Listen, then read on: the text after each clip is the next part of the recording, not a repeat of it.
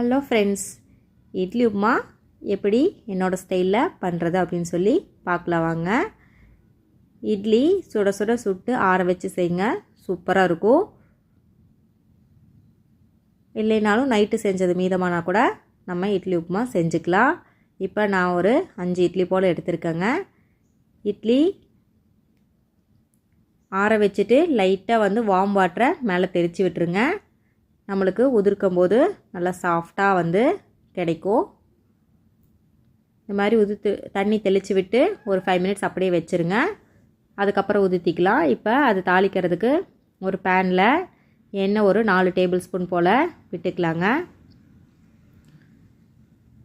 விட்டுட்டு எண்ணெய் காஞ்சதுக்கப்புறமா ஒரு அரை ஸ்பூன் கடுகு போட்டுக்கலாம். எப்போ பார்த்தாலும் சாம்பார் சட்னி செஞ்சு சாப்பிட்றதுக்கு போர் அடிச்சுது அப்படின்னா இந்த மாதிரி ஒரு வாட்டி இட்லியை ட்ரை பண்ணி பாருங்கள், சூப்பராக இருக்கும். ஒரு ஸ்பூன் தாளிக்கிற உளுந்து போட்டுக்கலாம். அதே போல் ஒரு ஸ்பூன் தாளிக்கிற கடலைப்பருப்பும் ஆட் பண்ணிக்கலாங்க. ஆட் பண்ணிவிட்டு ரெண்டையும் நல்லா கோல்டன் ப்ரௌன் ஆகிற வரைக்கும் வதக்கி விட்டுக்கோங்க. இது டக்குன்னு செஞ்சிடலாங்க.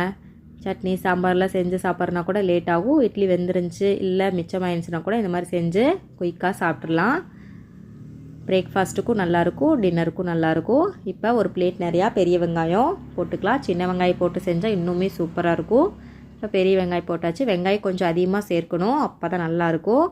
அப்புறம் 2 பச்சை மிளகாய், ஒரு 4-5 காஞ்ச மிளகாய் கிள்ளி போட்டாச்சுங்க. ஒரு இனுக்கு போல் கருவேப்பிலையை உள்ளே சேர்த்திக்கலாம். சேர்த்திட்டு எல்லாத்தையும் நல்லா வதக்கி விட்டுக்கோங்க. வெங்காயம் நல்லா கலர் சேஞ்ச் ஆகணும். இப்போ இட்லியை நம்ம உதிர்த்தி விட்டுடலாம். பாருங்கள், நம்ம கை வச்ச உடனே எவ்வளோ சாஃப்டாக உதிர்ந்து வருது அப்படின்னு சொல்லிட்டு.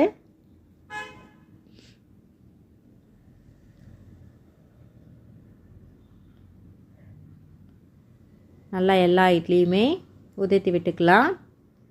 ரொம்ப பசை மாதிரி பிசைஞ்சிடாதீங்க. அப்படியே உதிரியாக உதிர்த்தி விட்டுருங்க. நம்ம வானலியில் போட்டோடனே அது சூடாகி நல்லா பிரிஞ்சு வந்துடும், லேயராக பிரிஞ்சு வந்துடும்.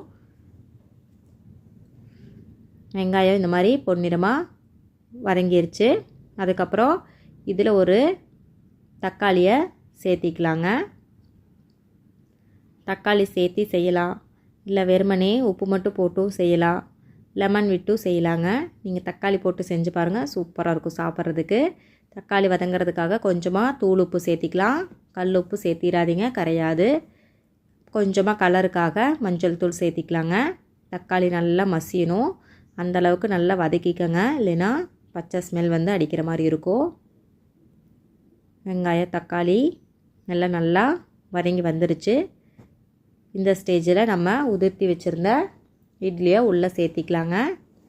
சேர்த்திட்டு இட்லி நல்லா சூடாகட்டும். சூடு ஆனதுக்கப்புறமா நீங்கள் 2 சைடும் கிளறி விட்டு சர்வ் பண்ணுங்கள். வீடியோ பிடிச்சிருந்தால் லைக் பண்ணுங்கள், ஷேர் பண்ணுங்கள். தேங்க்யூ.